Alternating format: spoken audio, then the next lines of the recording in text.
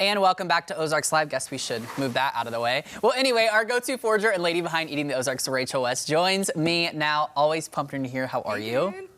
I'm fantastic. I've been hanging out in a kitchen, diverting food today. Yes. I picked a wildflower bouquet this morning, and then I've been hanging out with a fig tree. Yeah, so fig trees. Let's address the fig tree first that people just saw me move out of the way. So what do I need to know about Carol, as you named her, right? I picked her up at the market garden at the Fairbanks. Okay. So we've got that community hub there, and Yeah. there is the Springfield Community Gardens back there. And so they've got some trees that are potted up that need to go in the soil. Love it. But as I saw it, I was out at the Childs. They have at Roxban Farm, they have this like fig almost orchard besides their barn. And I've seen a lot of other people here that have planted 1 or 2 fig trees beside their house, and it turns into a stand. Yeah. And a lot of people don't know that a fig leaf, when dried, this one's kind of already dry, it smells like coconut. And it tastes like coconut. I could see that a little bit, yeah. Like it's very, very sweet. And so not only can you eat the fruits of a fig tree, but my forage for today was that you could also use it as a tea. And so there's a lot of benefits. One is like with people with type 2 or type 1 diabetes, lowering blood sugar levels. But there's also just a lot of vitamins and nutrients, as well as the whole fact that they're taste like coconut. Yeah, absolutely. But you can use them. I was just gonna say, that's one of my favorite things about the foraging stuff you bring in is all the kind of like health benefits that are always associated with it that we don't realize. Like there's so many natural routes we can take.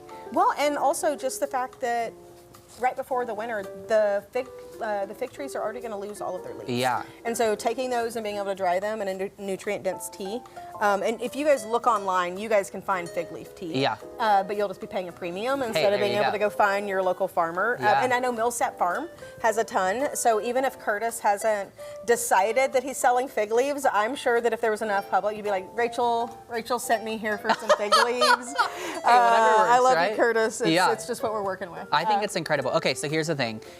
It's time for another unboxing. Okay. So this is one of the CSA boxes. And look, I remembered this time to grab a butter knife so that it wasn't my nail. I love this. This is great. And so this is the CSA box from Amanda Bell's farm, which is located at Cox South. Yeah. And so this was literally packaged up this afternoon from local farm produce. And so we'll just stretch out. See what we got across and see what all we have this week. So we got potatoes. Ooh. Oh my goodness. Okay, so I love leeks. What is that? There's a leak in your counter. No, I'm just kidding. Oh, I was like, what?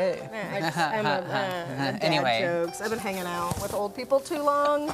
Also, I'm a 1900s. I told her earlier I'm an Oregon's Trail person, so it's not your fault. Okay. Leeks. It's like an onion alum. But you can thinly dice this up. Really? You can totally stir fry this or do a mashed potato. Okay. Very Belgian. If you were doing like potato I love that. with it. Oh. What else we got inside? So I love this. I love how excited she gets. There's pawpaws in the that's like a Rachel West staple, I feel. Like, yeah. Look at that. Yeah. And so they got Ozark mangoes. Ozark mango. Ozark mango. All right. And then we've got some awesome peppers. Yeah. Bay leaves. Okay. So bay leaves are in the bay laurel family. So like sassafras and spicebush. Love it. My wild spices. Yeah. This would be really, really cool because most bay leaves that we would ever have come from California. Okay. So the fact that we've got somebody here locally growing bay. Yeah. Those are something that you can use in all kinds of soups, so don't just wait until you've got like chili. Yeah, anything else? And then more peppers. I love that, more peppers. And so I'm definitely gonna do some kind of potato leeks.